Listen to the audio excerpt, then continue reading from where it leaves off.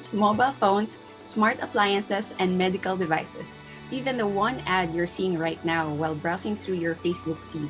Did you know that all of those things exist today with the help of programming? Programming languages and computing have come a very long way. Computer scientists spent decades coming up with different programming languages to be used hand in hand with computers for advancement, innovation, and efficiency. In fact, there appears to be over 8,000 programming languages created from the 18th century to the present. Insane, right?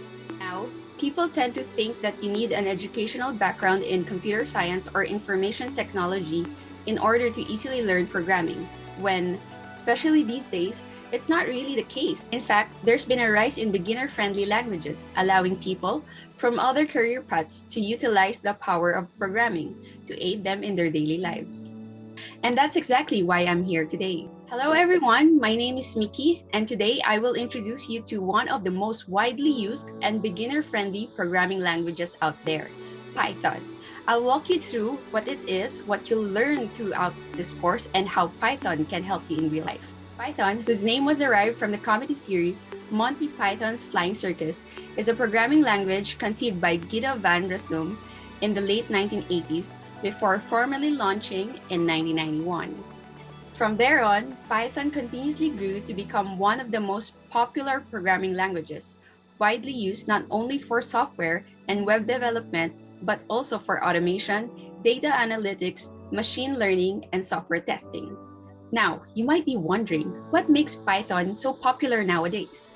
The first reason is it's beginner-friendly. Unlike other programming languages, the Python syntax resembles human language better. For example, it uses the words and, or, and not instead of symbols. The syntax, overall, is way easier to read and understand, making it one of the best choices for beginners. Second, there's a plethora of Python libraries out there, making the language capable and versatile enough for different use cases. In fact, some of these libraries are only available for Python. Third, since Python is an open source, you don't have to pay to use it, even if it's for commercial purposes. This isn't always the case for programming languages. Java, for example, incurs a fee for enterprise usage. Last, and probably the best reason, is that Python has a large community. Given that the language is widely used, you can easily seek guidance and tips from people all over the web whenever you need it. Now that you know why Python is popular, you might think, okay, fine, but how would learning Python help me in real life? For starters, Python, just like any other programming language, is commonly used for software and web development. For web development, there are third-party frameworks available, such as Flask and Django, to make things easier. If you want a standalone desktop application, there's Kinter and PyQt to help you create a graphical user interface. Furthermore, Python is also commonly used to automate simple and complex processes, such as decluttering your file system daily to conducting automated software testing. If you're aspiring to become a data scientist or a data analyst though, then you might have heard of Python already. TensorFlow, Pandas, NumPy are just some of the libraries available to help you with statistics, data visualizations, and machine learning. Now, if you're not a programmer, tester, nor a data scientist, can Python still be useful for you? Well, the answer is yes, definitely. Here are the things you'll get to explore and learn by taking this course. Number 1, core Python programming concepts. This includes making use of comments, variables, expressions, control flow, and functions, to name a few. Number 2, Python for immutable and mutable data. This involves lists, sets, tuples, and dictionaries. Built-in and third-party Python libraries. This includes built-in mathematical and file access modules, as well as some of the libraries available on PyPI or the Python Package Index. Number 4, learn how to perform I/O operations with files, and lastly, perform basic numerical and string data analysis with the help of file I/O operations and a third-party library called Pandas. Now, what can you say? Are you ready to dive in? Let's start by helping you install all the needed software for this course. First and foremost, To begin coding, we need to download Python itself.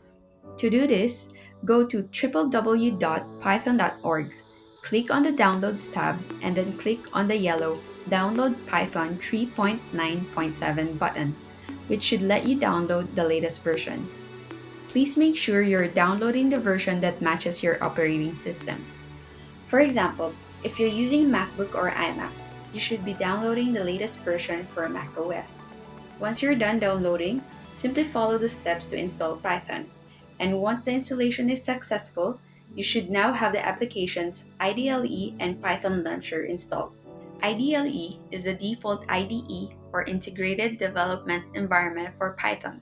However, it doesn't come with intelligent code completion, which is a smart feature that helps reduce user typos and common syntax errors. IDLE is good to use if you want to master the syntax without the help of hints, but for now, we'll be using an IDE that would guide you better while learning. For the IDE, we'll be using PyCharm by JetBrains. We'll be using the Edu version to be specific, since this comes with the built-in courses and exercises, which should help you with self-learning. It comes with the helpful features such as intelligent code completion and PEP8 compliance checker. To download this, go to www.jetbrains.com, click on the Learning Tools tab, and then click on PyCharm Edu. Once again, please make sure you're downloading the version that matches your operating system. Once you've downloaded a file, simply follow the steps, and you're finally good to go.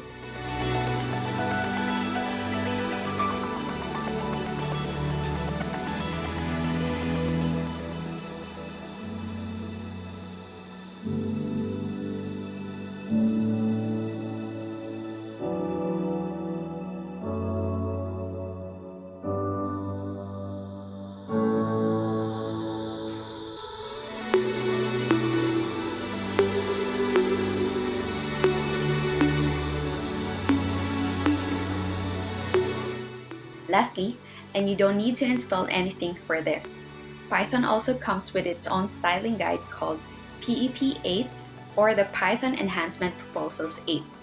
Like I mentioned, PyCharm comes with a PEP compliance checker. This style guide is a helpful syntactical guideline for things such as code layout, indentations, and naming conventions. Feel free to check out the guide to familiarize yourself better with Python's best practices. Now that you have Python and PyCharm Edu installed, congratulations! You can now formally start your Python programming journey. So, for this module, we learned what Python is, what makes it popular, and what its common uses are. I also shared some bits and pieces of what you're about to learn throughout this course, as well as help you install Python and PyCharm before we formally embark on your learning journey. Thanks for listening, and see you on the next one.